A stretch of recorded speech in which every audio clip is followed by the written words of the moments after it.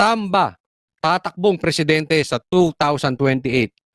Awayang Marcos at Tamba, pilit tinatago pero hindi na maitago. I-discuss po natin yan. Meron po akong nabalitaan galing mismo sa loob. Kayo po ang manghusga kung ito po ay may katotohanan. Simulan natin kay Mrs. Abante.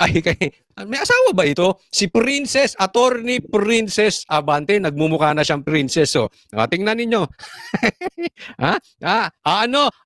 Bago tayo magsimula, pampagana muna. Ano ang makikita nyo dito kay Mrs. Copycat? Kay Miss Copycat. Bakit copycat? Alam mo itong mag-amo. Ito si Tamba at saka ito si Princess. Copycat. Gaya-gaya, di ba?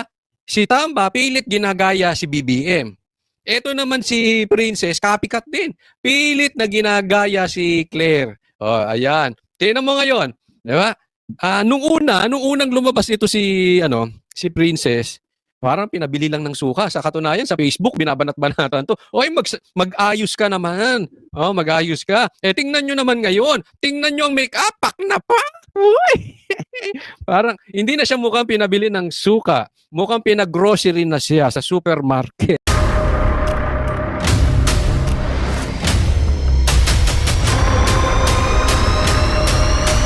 Bago tayo mag-umpisa, baka pwede nyong i-like ang video na to. Malaking bagay ang like sa aming mga content creators. Maraming salamat po.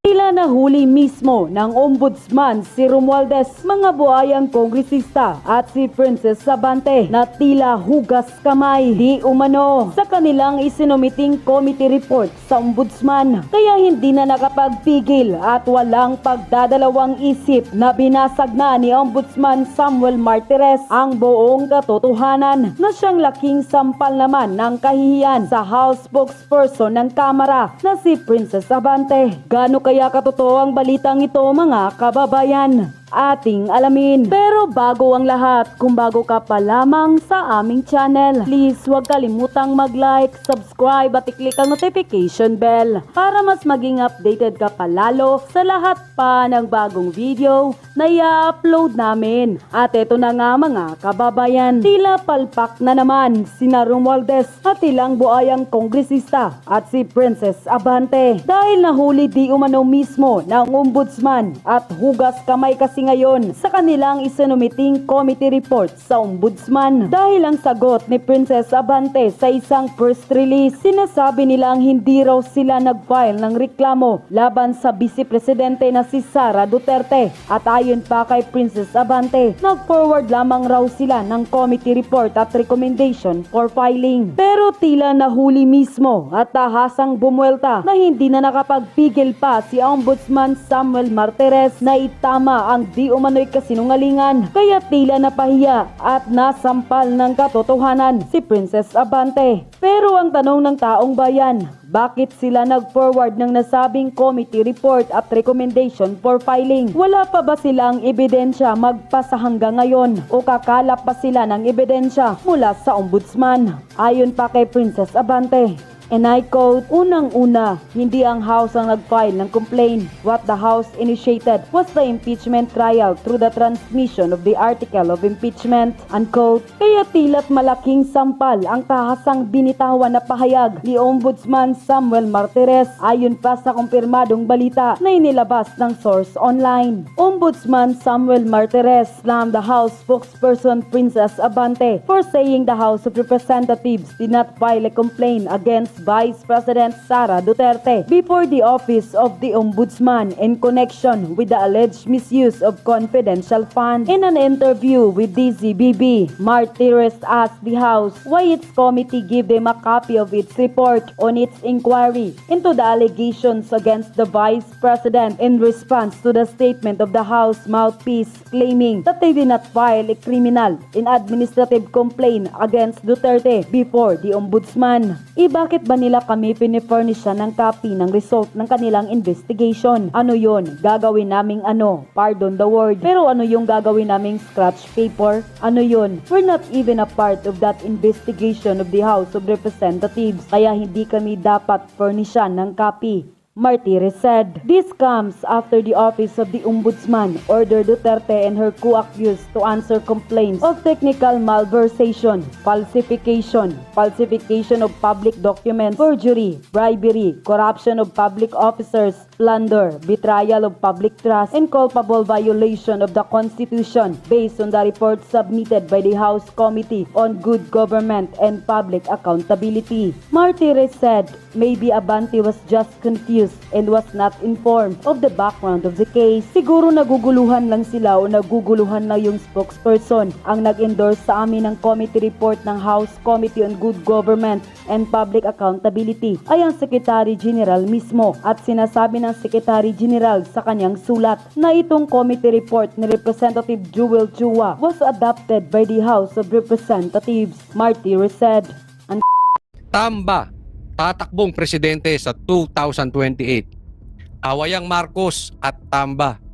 Pilit tinatago pero hindi na maitago. I-discuss po natin yan. Meron po akong nabalitaan galing mismo sa loob. Kayo po ang manggusga kung ito po ay may katotohanan. Simulan natin kay Mrs. Abante. May asawa ba ito? Si Princess, Attorney Princess Abante. Nagmumukha na siyang princess. Tingnan ninyo. Bago tayo magsimula, pampagana muna. Ano ang makikita nyo dito kay Mrs. Copycat? Kay Miss Copycat. Bakit copycat? Alam mo itong mag-amo? Ito si Tamba at saka ito si Princess. Copycat. Gaya-gaya, di ba? Si Tamba pilit ginagaya si BBM. Ito naman si Princess, copycat din. Pilit na ginagaya si Claire. Ayan. Tingnan mo ngayon, di ba? Nung unang lumabas ito si Princess, parang pinabili lang ng suka. Sa katunayan, sa Facebook, binabanat-banatan to. Mag-ayos ka naman. Mag-ayos ka. Tingnan nyo naman ngayon. Tingnan nyo ang make-up. Pak na pak. Parang, hindi na siya mukhang pinabili ng suka. Mukhang pinag-grocery na siya sa supermarket. Mukhang, sige, mamili ka dyan sa marketplace or sa SM Annex. Tingnan mo naman, may ano pa talaga. With matching, anong tawag ba dyan sa babae? Yung mga kwintas na ganyan, yung mga burloloy na mga bola-bolang. Ano ba yung perlas? Mga perlas ba yan? Alam nyo, hindi na ako magugulat kung sa susunod, naka-artista ban na rin to. Meron dati kasi teacher lang. Siguro wala pang isang taon, naka-artista ban na agad. Tapos, naka-signature. Mga mamahaling bag.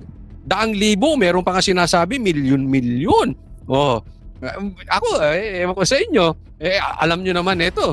Tagapagsalita ni Tamba. Di ba? Baka naman maambunan na. Ano tawag dito nyo yung yung nagpapaturok sa pisngi? Ano ba tawag nun? Kasi hindi ako sanay sa mga ganyan-ganyan. Baka sa susunod, yan na. Pero tingnan nyo naman ang mata at saka, pak. Hindi mo iniinsulto to, Pero at least, di ba? If lalabas ka sa camera, medyo umakto ka. Hindi yun. Meron kasi mga ganyan di ba? Ako ayoko rin yung mga vloggers parang lalabas ka sa TV, lalabas ka sa camera para ka makikipag-inuman. At least ito, natututo na. Gayahin mo pa si Claire. Pati yung tono niya, ako'y nalulungkot. Yung may mga pag-ganong-ganong ka. Tas paulit-ulitin mo rin yung banggitin yung taong bayan. Tapos ako'y nalulungkot sa mga nangyayari ngayon dahil ang taong bayan ay ang taong bayan at ang taong bayan. Yan, gayahin mo ng gayahin si Claire. Para talagang asong ulul na talaga yung datingan. Para kayong mga aso talaga ng mga mayayaman dyan sa palasyo at ng mga politiko. Yan. At least, di ba? Yung kung kayo'y asong di kalidad. Di ba? Hindi yung para kayong askal. Tingnan mo si Torre. Diba? Pero ewan ko, si Torre kung pag-inayusan ba yun, malalayo yung kanyang itsura kay Diwata o talagang kahit anong ayos gawin mo kay Torre, aayos. Pero improving. Okay? Sabi naman, sa Banateros, pag tama, palakpakan. Tama yan. Nagdadamit ka na ng maayos at nagme-makeup ka na at hindi ka parang si Franz Castro na haharap sa TV parang pinabili lang ng suka. Sige, diretso na po tayo sa balita. Don't you find it suspicious that the ombudsman will identify the House as a complainant? Bakit nga, 'di ba? Pero again, ang sasagutin ko lang sa inyo yung factual na meron ako.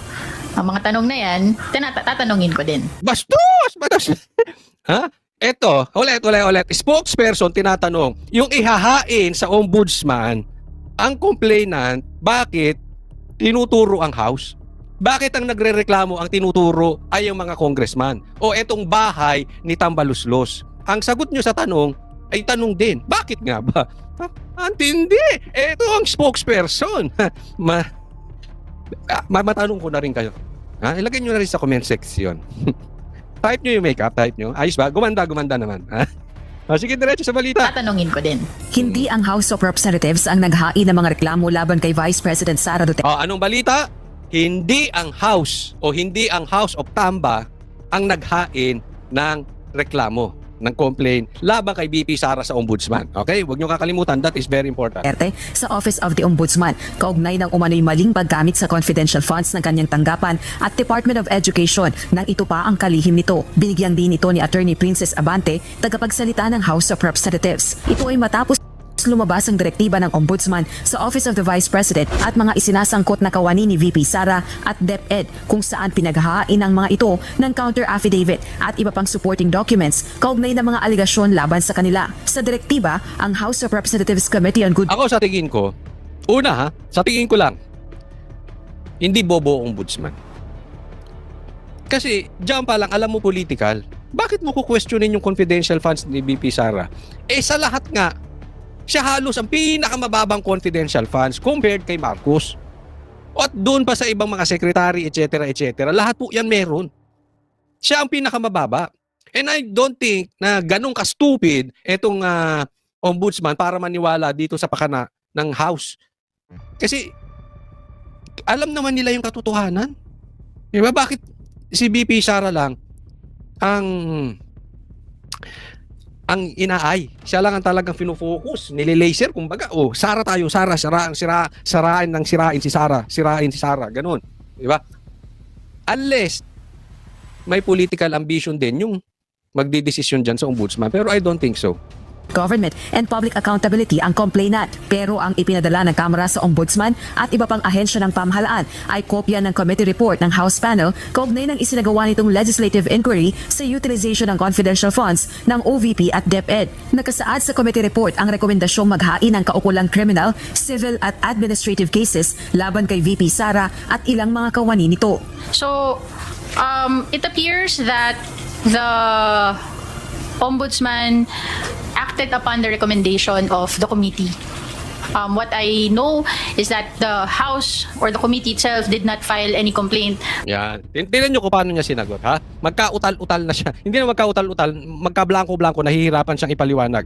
Anong sinasabi niya? Hindi raw, sa madaling salita, paiksiin natin, hindi ang House ang nag-file ng reklamo laban kay Sara sa Ombudsman. Ang House lang ang nag-suggest. Di ba? Tingnan mong kalokohan nito, mga ito. Talagang tingin nyo sa taong bayan ay tanga. You are just playing words. Iniikot-ikot nyo lang. Oo, hindi mo nireklamo. Pero ang pinasa nyo dyan, puro complaint na galing sa House. So, tapos nirekomenda nyo na sampahan ng kaso itong si VP Sara. Anong kalokohan yun? Kailangan mo pa ba maging grade 3 para maintindihan mong niloloko ka na itong mga ito? Hindi kami ang nag-complain. Nag-suggest lang kami. Ulit, pakinggan nyo kung kaano kaloko-loko itong mga ito. Tingnan nyo sagot niya. So, it appears that Tingnan nyo, ha? Kung paano niya itatanggi. At sagot vlogger. Sagot iwas pusoy. It appears. Ang ginamit niya, it appears. Ililihis niya, it appears. the Ombudsman acted upon the recommendation of the Ayan, committee. parang ipinasa niya sa ombudsman. It appears that the ombudsman acted upon the committee. Okay? So, yung ombudsman ang gumalaw. What I know What I know, ang alam ko, is that the House or the committee itself did not file any complaint, but it appears that the Ombudsman acted upon the recommendation. June ayan, sabi niya, ang pagkakaalam ko, hindi ang House ang nag-complain, sila lang ang nag-suggest. Ang pagkakaalam ko, wala kaming pakialam sa pagkakaalam mo. Lagi itong ganito, sa aking paniwala, it appears, sa pagkakaalam ko, alam mo kung bakit? Exit yan. Ang tawag dyan, kailangan may exit. Para pag kami nagreklamo, pag nabulilyaso, pag naipit sila, so sabihin ko, ano lang naman to sa pagkakaalam ko. Pero hindi yan yung ginawa talaga ng House. Hindi ka pwedeng magsalita dyan nang parang hindi ka sigurado. Paalala ko lang, Attorney Princess Abante, hindi ka vlogger. Iba yung pagkaka-vlogger. Kaya po, pinipilit natin, yung arte ni Claire, nung siya ay vlogger, hindi niya dapat dinala nung naging spokesperson siya. Nauunawaan nyo? Kasi kami mga vlogger, nagko-komentaryo kami based on our opinion sa balita. Kasi hindi kami tagapagsalita ni Numan. Yung sinasabi ko dito ay hindi salita ni Duterte. Yung sinasabi ko dito ay hindi salita ni Pastor. Yung sinasabi ko dito ay hindi salita ng SMNI. Salita ko yun. But you are different. Tagapagsalita ka ng House. Tapos hindi ka straight to the point. What I know, ang paniwala ko, may mga ganyan-ganyan ka pa. Wala kaming pakialam sa paniwala ninyo. Wala kaming pakialam sa alam nyo. Spokesperson ka ng House, gusto namin marinig kung ano ang stand ng House. Ano ang plano ni Tamba? Wala akong pakialam sa'yo, wala kaming pakialam kay Claire. Kung hindi lang kayo magsasalita sa bibig ng inyong mga amo, huwag na kayo magsalita dahil walang pakialam ang taong bayan sa inyo. Naiintindihan? Ang problema sa inyo, iiwas pusoy kayo May pagganyan-ganyan din si Claire hindi, sa akin lang, wala kaming pakialam sa inyo. Huwag niyong iiwas pusoy sa amin yung presidente. Huwag niyong iiwas pusoy sa amin yung Speaker of the House.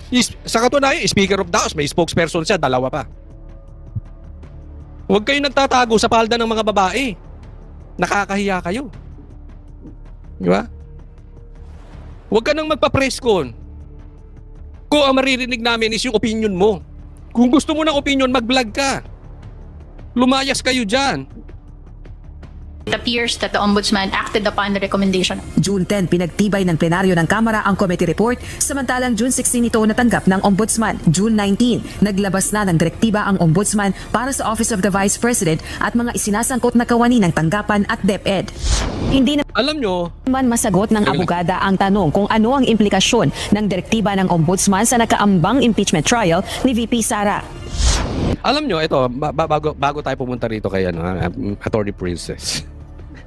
Ang sagwa talaga ng pangalan. Pero kumukunti bumabagay na. But anyway, naitanong ko to, pwede ba yan? Natanong ko to sa abogado, no? Pwede naman daw kasi iba daw yung impeachment at iba naman daw yung kaso sa ombudsman. Yung sa impeachment, hindi ka lang makakapag-hold ng office, ito may mga penalties tong sa ombudsman. Posible naman daw. Ang sa akin lang, they are really desperate na matanggal si VP Sara. Ito, malinaw pa sa sikat ng araw. Kahit i-deny na ito ni Attorney Princess, si Tamba, tatakbo yan sa 2028. Nagsimula pa yan. Una pa lang, doon pa lang sa lintik na PI yan, yung People's Initiative. Sinabihan na yan ni Tatay Digong na may plano yan. Kaya gusto niyang palitan ng konstitusyon dahil may plano yan maging Prime Minister. Dahil hindi niya kaya sa butuhan talaga ang Duterte. Yan po ang sitwasyon ngayon. Ako may nakausap nga sa loob.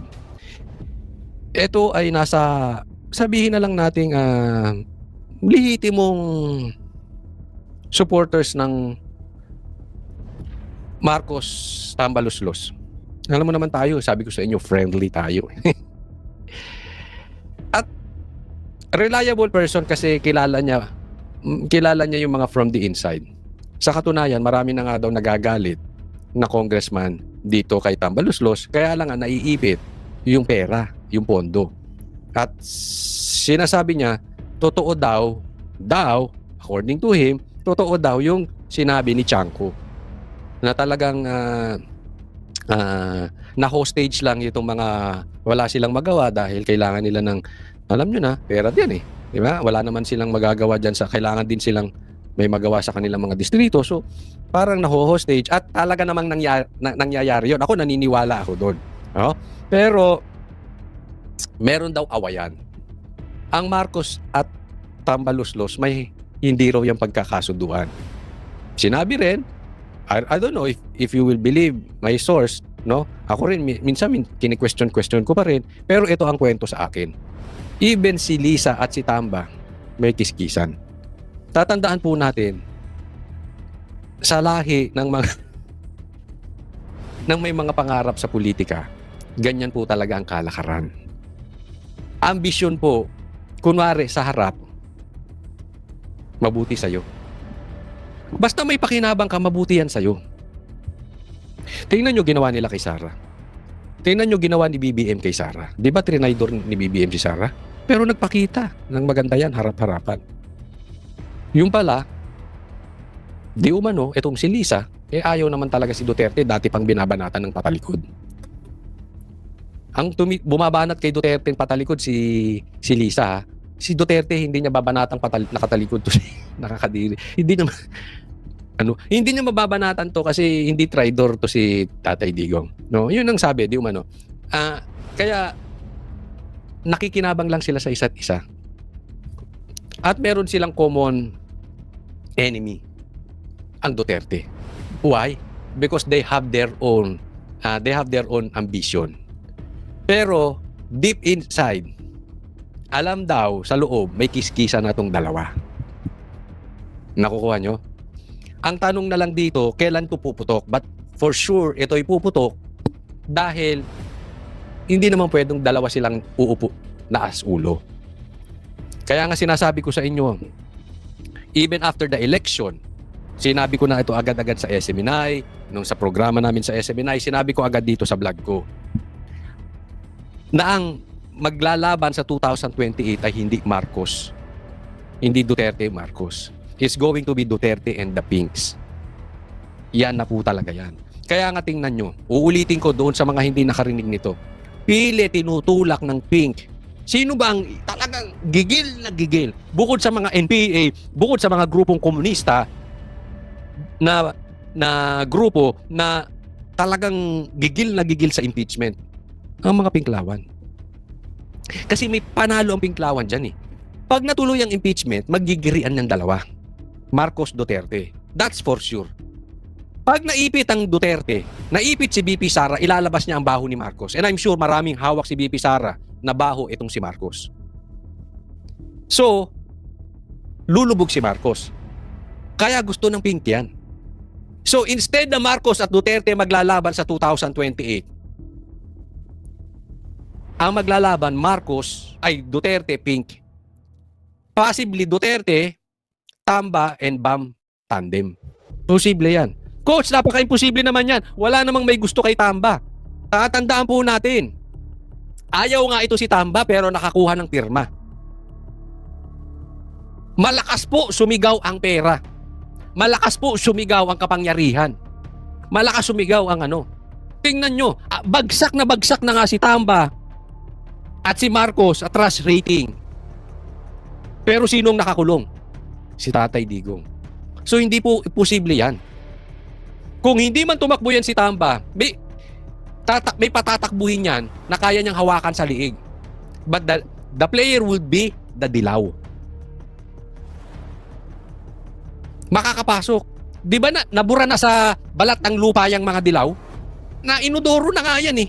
Di ba? Ito ang pagkakataon nilang mabalik. Pag natuloy ito ng impeachment, it's either sugat-sugat ang Marcos sa impeachment or si BP Sara ang sugat-sugat. In any case, ang makalaban ng Pink ay ang Marcos or ang Duterte. Panalo sila. At least. Bakit? Kasama sila sa finals. Matalo man sila sa finals, kasama sila sa finals. Hindi katulad ngayon, irrelevant ang Pink. Kaya nga ang Marcos nakikipagkuntsaba, kaya nga nakikuntsaba sa pula yan eh. Kaya nga nakapasok si Bam. At saka si Kiko. Bakit? Yung makinarya ng Marcos, because this is a midterm election. Pero it shows na itong Marcos hindi kaya magpanalo. Hindi, mahina na talaga. Politically, mahina na. Lalong-lalo pagdating ng 2028. Pansinin nyo, at alam ko na o-observe nyo na ito, isa-isa na pong naglalayuan ang mga politiko, dumidistansya na po kay Marcos. Napansin nyo, yung 18-5 na votes diyan sa Kamara, yan po yung malakas na sigaw for BP Sara. Even si Lito Lapid, nakakampi ni Marcos, nagboto kay BP Sara. Ganyan po, nagkaroon ng pakinabang si Lito Lapid. Unti-unti na pong didistansya yan kay Marcos because midterm election and presidential election are two different election. Ang midterm, nasa makinarya ng presidente. Pagdating sa presidential election, wala na po yan. Distansya na po yan. Lalong-lalo si Marcos, alam nilang mabaho sa ano? Mabaho na sa labas. No? Kaya nga naman may gitgitan doon. Kasi itong daw, ako hindi ako totally naniniwala dito sa ano, but ito kwento from the inside. Hindi daw gusto yung itong kay ano, yung klase ng pagdiin kay BP Sara dito sa impeachment kasi naman nadidiin din ng Marcos, no? Sabi, totoo ba yan eh? Magkakuntsaba hindi. Talagang si Tamba raw ang gumagalaw dito. Ngayon, nasa sa inyo na. Okay? Kinikwento ko lang, inaikwento ko sa akin. Pero kung titignan nyo, kung titignan nyo mabuti, may katotohanan po. Nagtatagpi-tagpi po. Maybe not 100% accurate, pero nakikita nyo yung galaw. Si Tamba ayaw tumigil. Talagang tatalsikin si Sara. Hindi sila nakukontento sa impeachment. Hindi talaga pauulanan, kumbagat sa baril, kumbagat sa bala, pauulanan talaga ng bala si BP Sara. One fire is not enough. One shot is not enough for them. Talagang dadamihan nila. Kaya nga nung wala sa impeachment, sa tingin nila hindi sila aano ron. Hindi sila mananalo doon. Nag-hire ng, hinar niya si Abante, hinar niya ito si Attorney Bucoy, dahil gusto nilang dalhin sa trial by publicity. Tapos reklamo naman sa ombudsman, baka doon nila makuha. Baka ang kapangin nila yung ombudsman. Posibleng ganun. Hindi ko sinasabing papayag ang ombudsman, pero posibleng mangyari ngayon. And that is very, very possible if you connect the dots. Dahil sinabi ni PRRD no, na ganyan po si Tamba, hanggang ngayon may naglalabas ang baho ni Tamba, ganyan. Tingnan nyo na lang yung sinabi ni Chanco. Di ba? So talagang hanggang sa dulo, hindi nila pauupuin ito si BP Sara. At pag tinignan nyo, that is very possible. Bukod sa lahat ng yan, remember this, si Garcia ang nakaupo. Anong sabi ni BP Sara? Panalo ang Duterte. And look what happened. Lahat ng nasa posisyon, nasa bulsa nila. Isang ganun lang nila sunod. May katotohanan ba? O opinion mo lang, Coach Oli? You connect the dots. Tingin nyo, nangyayari ba ngayon? So, if you have Garcia, hawak mo ang pondo ng House. Gaya ng sabi ni Chanco. Nabili nga yung pirma. Plus yung trial by publicity. Posible yan. Posibleng Tamba at Bam Aquino. Collaboration sa Pink. Tandaan natin. Hindi po natin pwedeng biruin ang Pink dahil ang Pink nabura. Galit na galit yan sa Duterte. They are all out. Tingnan nyo ngayon ang galawan ng Pink. Tingnan nyo ang galawan ng komunista. They are all out para idiin ng Duterte. They will not allow another Duterte na makaupo dahil tatamaan sila. Unang tatamaan dyan mga komunista. May mga pondo yan. Tandaan nyo, ang drug lords galit sa Duterte. At ang daming pera niyan. Ang daming pera ng droga sa Pilipinas. So, hindi ko sinasabing mga drug lords tong sila Tamba. Hindi po. Ang ibig ko lang sabihin, maraming ayaw makaupo kay Duterte dahil si Duterte nanindigan. And they saw it sa anak. Galit sa droga, galit sa komunista, galit sa NPA. And who's the man to beat? For this 2028, the woman to beat is BP Sara. So, magkuntsabahan man silang lahat, including yung mga illegal lords dyan, or hindi, pag pinagsama-sama mo yung efforts na yan, delikado pa rin. Okay? So, huwag tayong magpapahinga dapat dito. Kailangan nakabantay talaga tayo rito. That is very important. Hindi po ito ako. Okay? I still believe BP Sara will win 2028. Ang mandato nasa kanya. Okay? Gusto siya ng tao. But one lesson, look at Duterte party list. Duterte Youth Party List. May botong 2.3. 3 upuan, hindi pinaupo. Look at Congressman Uy. Dineclare, na-proclaim, panalo, biglang nasilipan. Paano kung biglang silipan ng Comelec? Paano kung biglang silipan ni Garcia si BP Sara? We cannot proclaim you kasi may kaso ka rito, may kaso ka rito, may kaso ka rito, may kaso ka rito. Di ba ganyan ang ginawa sa Duterte Youth Party List? Baka sabihin nyo, hindi, magwawala ang tao. Yes, I know, magwawala ang taong bayan.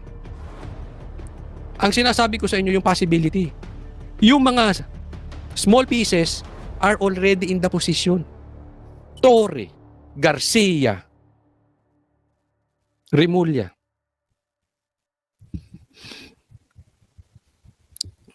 Lahat po yan. Di ba? Lumabas naman eh. Hindi po ako nagsabi niyan. Lumabas sa hearing yan. That they are all out against Duterte. So, mahirap pong kalabanin yan. No? Kaya nga, ang lesson dito, tayo patuloy sumigaw sa social media. Ako, sa tingin ko, dapat talagang mag-resign na si Garcia. Malaking bagay yun. Sinabi ng taong bayan, panalo. Gusto namin ang Duterte Youth Party List. Sinabi ng taong bayan, gusto namin si Uy. Pero iba ang gusto nilang paupuin. At yun ang mauupo. Wala pang kopya ng direktiba ng Ombudsman ang spokesperson ng House of Representatives. Pero ang paniniwala nito, Well, the ombudsman should perform its duty. So, we will see what will happen sa ginagawa nilang investigation. sa tanong naman kung hindi ba ito maikokonsiderang forum shopping o paghahain ng higit isang reklamo upang mapataas ang tsansa na maipanalo ang kaso, ang tugon nito. Una-una, hindi ang House ang nag-file ng complaint. So, ang in-initiate lang ng House ay yung impeachment trial through the transmission of the articles of impeachment. Samantala, ayon naman sa pahayag ng OVP, natanggap na nito ang order ng Naniniwala kayo dito? Naniniwala kayo sinabi nyo? Na hindi raw House ang nag-file ng complaint. Sila lang ang nag-request pero hindi sila ang naghain. Di ba? Ano kayo si makagago? Ang lakas nyo makagago. At yun na nga mga kababayan, ano na ang masasabi mo? Kung mayroon kayong hinaing at komento patungkol sa balitang ito, please comment down below. Pag-uusapan natin yan sa comment section. At kung nagustuhan nyo ang video, ay huwag kalimutang mag-like at i-share na din para mas marami pang makaalam at umabot ito sa marami sa ating mga kababayan. Maraming salamat po.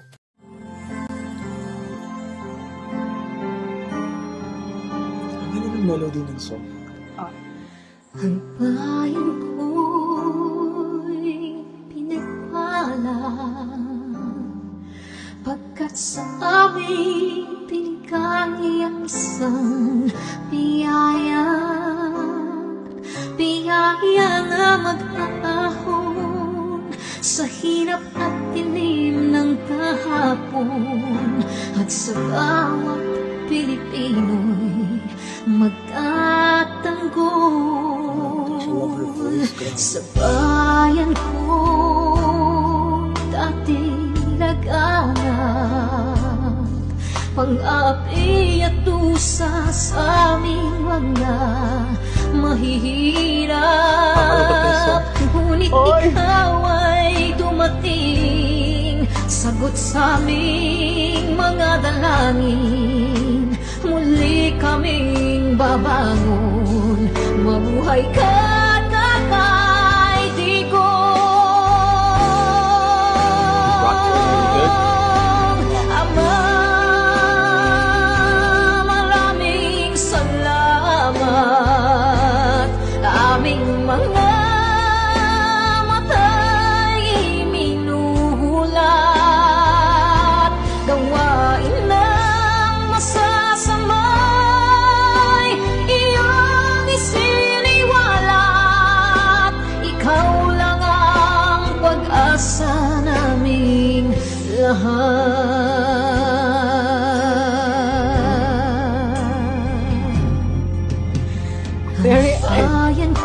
Pinamatan niya ako, umiiyak ako.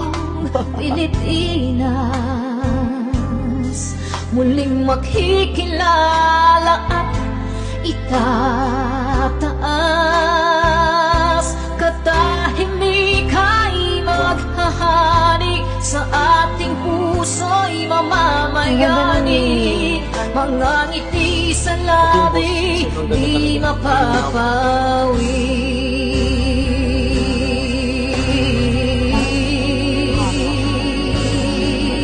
The breathing though. Mabuhay ka, Tatay Digong, maraming salamat. Ang malasakit sa Pilipino ay walang kasing tapat. Ika'y paglalaban ng iyong mga anak. Tunay kang biyaya sa bansang Pilipinas.